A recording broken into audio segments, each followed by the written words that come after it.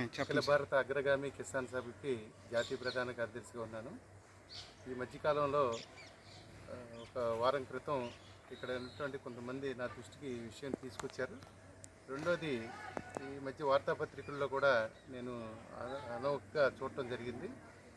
భీమవరం పట్టణం దగ్గర నుంచి ఒక 18 కిలోమీటర్లుగా ఉన్నటువంటి ఆ కాలువకు సంబంధించినటువంటి కాలువకు చుట్టుపక్కల కాలువకు రెండు వైపులా కూడా చేపల చెరువులు తవ్వటం.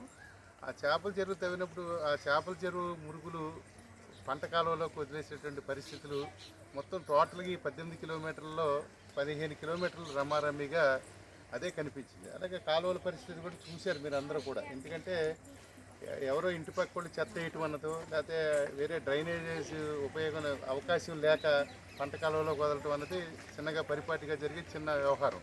కానీ అది కాకుండా చేపల చెరువులు ఏ నామ్సు లేకుండా మరి 99% వరి పండించాల్సిన భూముల్లో చెరువులు తవ్వారు. అభ్యంతరం కాదు, వ్యవసాయ రైతుకు వెసులుబాటుగా ఉంటుందనుకునే పరిస్థితి ఉన్నప్పటికీ కూడా ఎక్కడా కూడా నామ్స్ పాటించినాయి. కానీ చెరువు తవ్వినప్పుడు ఆ గ్యాప్ వదిలి, ఆ కొలిమి వదిలి ఆ మురికి నీరు వెళ్ళడానికి వెళ్ళిన అవకాశం ఎక్కడా కనిపించలేదు. బచావో ట్రిబ్యునల్ కానించి మరి సిస్టమ్ బ్రిటిష్ ప్రభుత్వం దగ్గర నుంచి నడిచే పద్ధతి ఉంది. ఎక్కడా కూడా పాత తరానికి సంబంధించినవి కానీ 1975కి ముందు సంబంధించినట్టు కానీ ఏ కలవట్టు కానీ ఏది కూడా ఇక్కడ పూర్తిగా ధ్వంసం అయిపోయాయి. కాలువల్లో తుక్కు, చెత్త, గుర్రపడెక్క విపరీతంగా పెరిగిపోయింది. ఇదే నీళ్లు దగ్గరగా 18 నుంచి 22 గ్రామాల వరకు కూడా ఈ మండలం, భీమవరం రూరల్ మండలం, ఈ ప్రాంతం అంతా కూడా తాగునీరు వెళ్ళాల్సినటువంటి కాలువని అది ఒక డ్రైనేజ్ కింద, మురికి డ్రైనేజ్ కింద, ఏదో పొల్యూషన్ వాటర్ వెళ్ళే పరిస్థితుల్లో ఇదంతా కానవస్తుంది. దీని మీద మరి స్థానికేనంటే ప్రజాప్రతినిధులు కానీ, మండలాల్లో ఉన్న బాధ్యులు కానీ, ప్రభుత్వ అధికారులు కానీ స్పందించకుండా వాళ్ళ జీవనోపాధి, వాళ్ళ పరిస్థితులు వాళ్ళు చక్కబెట్టుకుంటూ ఉన్నారు. అలాగే ఎక్కడ కూడా ఏ గ్రామంలో కూడా నేను చూసినంత వరకు ఈ 18 కిలోమీటర్లు ఏ గ్రామంలో కూడా డ్రైనేజ్ కానీ, అలాగే సీసీ రోడ్డు కానీ ఎక్కడా లేదు. అడవుల్లోనూ ఎక్కడో పురాతనమైన గ్రామాల్లోనూ ఒక్క ఇల్లు ఉన్నా సరే 12 అంగుళాలు 10 అంగుళాలు పైబడి సీసీ రోడ్లు పోస్తున్న ఈ తరుణంలో లేకుండా పోయింది. ఇలాంటి డ్రైన్లు చూస్తున్నారు. ఇలాంటి డ్రైన్లో నీరే ఈ గ్రామాల వాసులంతా తిరుగుతున్నారు. దీనివల్ల కిడ్నీ ఫెయిల్యూర్స్, డెంగ్యూ, రకరకాలైన వ్యాధులు వచ్చే పరిస్థితి ఉంటుంది. అలాగే దరిద్రం ఏంటంటే ఈ భీమవరం కోడిపందాలకి ప్రత్యేకత స్థానం కల్పించుకుంది. కానీ సాగునీరు ఉండాల్సినటువంటి పరిస్థితులు అంతా పొల్యూట్ అయిపోయి, తాగునీరుకి సంబంధించినటువంటి పరిస్థితి భీమవరంలోనే చాలా ప్రాంతాల్లో లేదు. అక్కడ ఉన్నటువంటి అపార్ట్మెంట్ కట్టి కల్చర్ వాళ్ళు కూడా నీళ్ళు కొనుక్కుని తెచ్చుకుని దాంతో కూడా లిఫ్ట్ చేసుకునేటువంటి పరిస్థితులు అక్కడ ఉంది.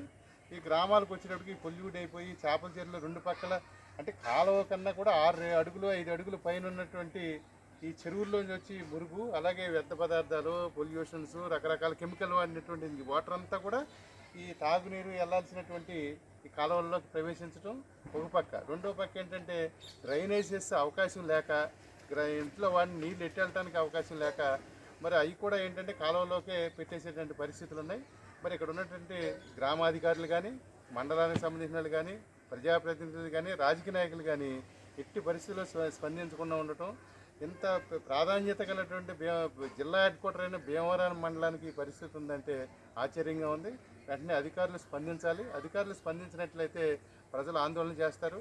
ఏదో చేపల చెరువుల రైతులు, కొంతమంది పంచాయతీ పెద్దలు, ఎమ్మెల్యే వెనకాల తిరిగేవాళ్ళు, ఎంపీ వెనకాల తిరిగేవాళ్ళు, కొంతమంది వచ్చి రైతులు మభ్య పెడితే ఇనే పరిస్థితి ఉన్నది. స్థానిక సంస్థలకు ఎన్నికలు వస్తూ ఉన్నాయి. స్థానిక సంస్థలకు సంబంధించినటువంటి గ్రాంట్స్ అన్నీ ఉన్నాయి. ఏ గ్రాంట్ని ఇక్కడ చిప్పుడు మట్టి కానీ, ఒక పార ఇసుక కానీ వేసిన సంఘటనలు అయితే నేను ఇన్ని గ్రామాల్లో నేను మధ్యాహ్నం నుంచి ప్రాంతం అంతా చూస్తున్నా, ఎక్కడ జరగలేదు. ఇది హాస్యాస్పదంగా ఉంది. కాబట్టి ప్రభుత్వాలు స్పందించాలి. స్థానిక ప్రజాప్రతినిధులు స్పందించి ప్రజలకి నిక్కచ్చైన సాగునీరు, అలాగే పంటకి తో పాటు తాగునీరు ఇవ్వాల్సినటువంటి బాధ్యత ప్రభుత్వాల పేరు ఉంది. దీని మీద వెంటనే చర్యలు తీసుకోవాలి. లేని ఎడల ఇక్కడ ప్రజాగ్రహాన్ని రేపు స్థానిక సంస్థల ఎన్నికల్లో ఈ పాలక పార్టీలు అనుభవించాల్సినటువంటి పరిస్థితి వస్తుంది. గమనించాలి. ప్రజలు కూడా ఏంటంటే ఎవరికాళ్ళు మనకెందుకులే అని తప్పించుకోవడం వల్ల ఈ నిర్లక్ష్యం పెరుగుతూ ఉంది. ఒకవేళ పొరపాటున ఎవరైనా స్పందించి కలెక్టర్లకి పిటిషన్ పెట్టినా ఆ పిటిషన్కే పరిమితం అవుతుంది తప్ప అది కనీసం అది పరిశీలించిన సంఘటనలు, దాఖలాలు లేవు. అంటే ఒక ప్రజాప్రతినిధి నిర్లక్ష్యం, ఒక ప్రజాప్రతినిధితో ప్రారంభమైనటువంటి నిర్లక్ష్యాలన్నీ కూడా ప్రభుత్వ అధికారులు కూడా వ్యాపరించినాయి. అలాగే లోకల్లో ఉండే ప్రజాప్రతినిధులు కూడా ఏదో రాజకీయ కోణాల్లో చూస్తారు. ఈ పార్టీ అందని, ఆ పార్టీ అందని అంటున్నారు తప్ప ఏ పార్టీ కాదు. ఇది ప్రజలకు అవసరమైన సాగునీరు అందించాల్సినటువంటి అవసరం ప్రభుత్వం మీద ఉంది. ప్రభుత్వం వెంటనే స్పందించాలి.